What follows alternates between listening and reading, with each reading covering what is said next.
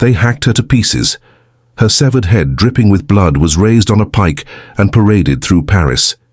She was Princess de Lamballe, Marie Antoinette's closest friend.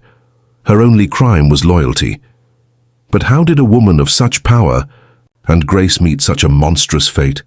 The story of Marie-Thérèse Louise of Savoy-Carignan, later known to the world as the Princess de Lamballe, begins not in the blood-soaked alleys of Paris where her life would end, but in the serene landscapes of Turin, Italy. Born in 1749 into one of Europe's oldest noble families, she entered the world in an age gilded with the illusions of stability. Her lineage tied her to wealth, tradition, and centuries of aristocratic honor. Yet beneath the polished surface of titles and estates, the world around her was already shifting. The seeds of unrest, economic strain, social inequality, and political discontent lay hidden, ready to tear apart the fragile order that she was born into. From childhood, she was surrounded by opulence. The palaces of Turin sparkled with chandeliers, frescoes, and marble corridors echoing with music and laughter. Servants attended to her every need, silken gowns draped her frame, and carriages carried her through gardens that seemed designed not by human hands, but by the gods themselves. She grew up in an environment where refinement was not just expected but demanded. Every gesture, every glance, every word was to be carefully polished, a reflection of noble grace. But even in this sheltered upbringing, whispers of the outside world seeped in, the murmurs of peasants burdened by taxes, of families crushed under famine, of distant revolts beyond France's borders. These were spoken of in hushed tones, dismissed by the aristocracy as distant troubles. For young Marie-Thérèse, they were faint echoes, warnings she could not yet understand. At 15, her life was forever altered when she married into French nobility, becoming the wife of the Prince de Lamballe. This union tied her destiny irrevocably to France. She was suddenly transported from the Italian courts to the golden halls of Versailles, where decadence shimmered like sunlight on water. Versailles was no ordinary palace. It was a world unto itself, a gilded cage that trapped both rulers and courtiers in its endless cycle of intrigue, beauty, and deception. The princess, still in the first bloom of youth, arrived with all the innocence of a girl raised in luxury, but not yet hardened by betrayal. The marriage, however, brought her little happiness. Her husband, notorious for his excesses and indulgences, lived a life of dissipation, seeking pleasure in every corner except that of his own home. Within just a few years he was gone, claimed by disease and excess, leaving her a widow before the age of 20. The tragedy could have destroyed her spirit, reducing her to another forgotten noblewoman, fading quietly into obscurity. Instead, it cast her into a new role, one that would tie her fate to the most controversial queen in French history. Versailles embraced her, but it was a dangerous embrace. The palace was a theater where every movement was judged, every alliance scrutinized, and every whisper could determine survival or ruin. Yet the young widow's beauty, grace, and innocence set her apart. She became known not for scandal or rivalry, but for her loyalty, her gentle demeanor, and the quiet dignity she carried through the storm of court politics. While others clawed for influence and favor, she seemed untouched by the hunger for power. It was this purity that would eventually draw Marie Antoinette to her side. But beneath the chandeliers and gilded mirrors of Versailles, a storm was already brewing. Outside its walls, famine and discontent spread like wildfire. Bread riots shook the cities. Resentment of the nobility's wealth boiled in the hearts of the people. France was a nation with cracks running deep through its foundations, though few within the palace chose to see them. And as Princess de Lamballe glided through the candlelit halls, draped in silk and adorned with jewels, she walked unknowingly toward a fate that would turn her name into a symbol of both loyalty and horror. When Marie Antoinette first set foot in Versailles, she was a young Austrian archduchess thrust into the lion's den of French politics. The glittering palace was no paradise. It was a battlefield dressed in silk, where courtiers fought invisible wars of power with every glance and gesture. For the teenage queen, Versailles was suffocating, filled with schemers who judged her every move and waited for her to stumble. In this dangerous world, Princess de Lamballe became not only a companion but a shield. The two women bonded almost instantly. Unlike the cold and ambitious figures that surrounded the queen, Lamballe offered sincerity.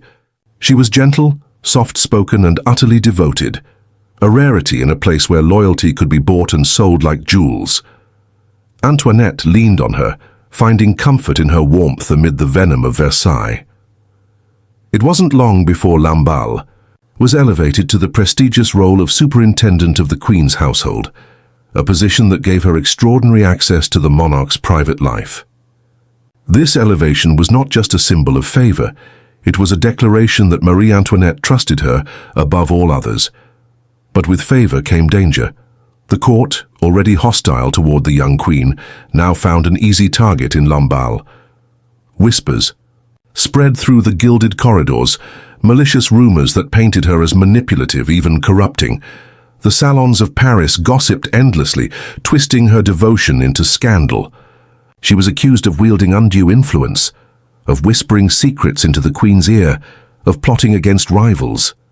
In the eyes of the nobility, her closeness to the queen was a prize to envy.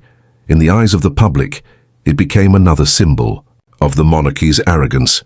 Yet within the walls of the palace, the bond remained unbroken. Together, the two women created their own world, insulated from the claws of politics. In the Petit Trianon, Marie Antoinette's private retreat, Lamballe shared in moments of laughter, music, and quiet escape. These were scenes of almost childlike innocence, far removed from the hunger and fury that gripped France beyond Versailles' golden gates. While peasants starved, the queen and her trusted companion walked among manicured gardens and played at rustic simplicity, a fantasy life that only fueled resentment. The distance between crown and people grew, and Lamballe, always at the queen's side, was cast as part of the problem. Outside the palace, the image of Lamballe hardened into something grotesque. Pamphlets and caricatures painted her as a sinister figure, whispering wickedness into the queen's ear. Her foreign birth and her unwavering loyalty made her suspect in the eyes of the mob. In times of hardship, hatred always demands a face, and in France, Lamballe's devotion made her the perfect villain. What she saw as loyalty, the people saw as betrayal. What she gave as friendship, the mob turned into corruption. And so, without lifting a weapon, without holding a crown, she became entangled in the queen's destiny, bound to share her glory, and ultimately, her doom. France in the late 18th century was a kingdom on the edge of collapse. Outside, the glittering walls of Versailles, hunger gnawed at the people like a relentless disease. Families went without bread for days, children starved in the streets, and entire villages sank into despair. The contrast was brutal. While the nobility dined on silver platters and played in manicured gardens, the poor clawed for survival. Hatred simmered like a fire beneath the surface, waiting for a spark.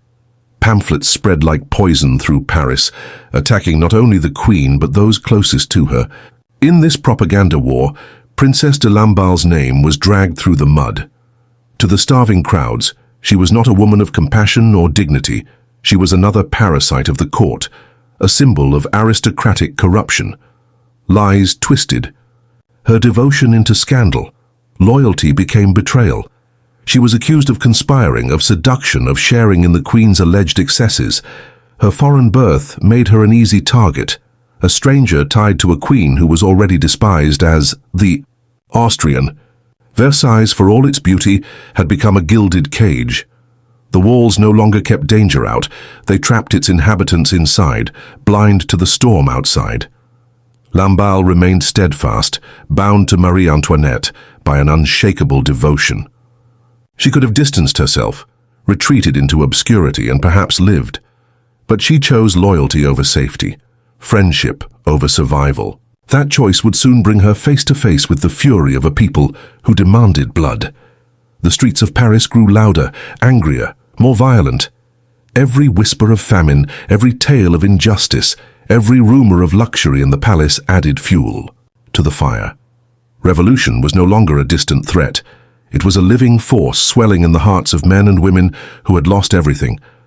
and as the tide rose, it would sweep away the illusions of Versailles, dragging with it the Queen, the monarchy, and all who stood too close. For Princess de Lamballe the path was already set. Her grace, her innocence, her loyalty, all the virtues that had once defined her, would soon be the very chains that bound her to death. The mob was waiting, the storm was at the gates, and soon Versailles itself would fall silent under the roar of revolution. The storm that had long threatened France finally broke. In October 1789, a mob of thousands, mostly women armed with knives, axes, and fury, marched on Versailles. Hunger drove them forward, but so did hatred, fanned by years of resentment against the crown. The Golden Palace, once untouchable, now trembled under the weight of their cries for bread and justice. The Queen, once adored for her beauty, was reviled as Madame Deficit, and at her side always stood Princess de Lamballe. As the mob surged through the gates, chaos devoured the palace. Guards were cut down, doors smashed open, chambers ransacked. For the first time, Lamballe saw the fury of the people, not as distant whispers, but as roaring flames. She clung to the Queen, shielding her in those desperate hours, even as the cries for blood grew louder. What had once been a palace of laughter and music was transformed into a battlefield. And when the royal family was forced to leave Versailles, under armed escort, dragged back to Paris as prisoners of their own subjects, Lamballe followed them. She could have slipped away into safety, disappeared into the shadows of her title and wealth, but instead she walked beside the Queen, her fate sealed with every step toward the capital. Paris was no sanctuary. The city seethed with rage, its streets alive with hunger, rumors, and the promise of revenge. The monarchy was broken, its power shattered, its dignity stripped away. The Queen and her family were locked behind bars, and Lamballe, still at her side, became a prisoner too, not of stone walls but of loyalty. Her name appeared in pamphlets, cursed in taverns, spat upon in the markets. To the mob she was not a woman of kindness or devotion, she was a shadow of the Queen, a reflection of the hated monarchy.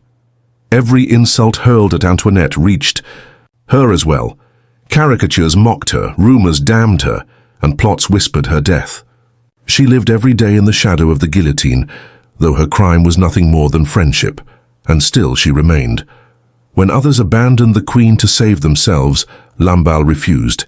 Even as France dissolved into terror, even as heads fell daily in the squares, she stayed bound to Marie Antoinette by loyalty deeper than fear.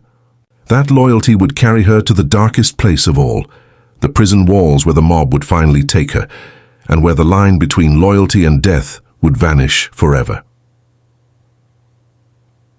By 1792, the revolution had descended into madness. The September massacres painted Paris in blood, thousands of prisoners butchered in the name of liberty. Into this whirlwind of violence, Princess de Lamballe was dragged. She was arrested and confined to La Force prison, a place where noble birth was no shield, only a curse. Day after day, she heard the screams of those taken to trial before bloodthirsty mobs, their heads carried out on pikes as proof of justice served. The walls echoed with death, and she knew her turn would come. Her only crime, standing by Marie Antoinette. On the morning of September 3rd, the mob demanded her. She was hauled before a makeshift tribunal, no court of law, but a theater of vengeance. They asked her to swear hatred against the monarchy and the Queen. With quiet dignity, she refused. Her loyalty, unshaken even in the face of death, sealed her fate. The crowd erupted, the verdict already decided. She was pushed back into the courtyard, where the executioners waited, their blades eager, their hands trembling with fury. The killing was savage. She was hacked down by blades, torn apart by the mob's frenzy. Her body was mutilated, desecrated, reduced to a grotesque spectacle. Her head, severed from her body, was raised high on a pike, carried through the streets of Paris as the mob roared with triumph. They paraded it before the prison where Marie Antoinette was held, forcing the Queen to confront the fate of her dearest friend. It was not simply murder, it was a message written in blood. Loyalty to the crown would be punished with horror. And so in death, Lamballe became more than a victim. She became the embodiment of the revolution's darkest cruelty. The streets of Paris still stank of blood. The September massacres had claimed thousands, but none struck with the same horror. As the death of Princess de Lamballe, her mutilation was whispered across Europe, shocking even hardened revolutionaries. What was meant as justice looked more like savagery, and her name became a symbol of the revolution's unquenchable thirst for blood. In life, she was loyal and gentle. In death, she was torn into pieces, her body turned into a spectacle of vengeance. For Marie Antoinette, the death of Lamballe was more than a loss. It was a wound that never closed. From her prison cell, she learned of the mob parading her friend's head beneath her very window. The queen, who had once been surrounded by admirers, now sat in silence, her heart broken, her fate sealed. The message was clear. Even her most innocent and loyal companion could be destroyed without mercy. And if Lamballe could be butchered, what hope remained for the queen herself? Centuries later, the story of Princess de Lamballe remains a chilling reminder of how loyalty and innocence can be devoured by hatred. Her execution was not simply the death of a woman, it was the death of compassion, a line crossed where revolution became terror. Her name still lingers as a question. What does it mean when justice turns to vengeance, when loyalty becomes a crime? And in remembering her, we are forced to ask ourselves, how far can hatred drive humanity, and how many more Lamballes must the world create before we finally learn?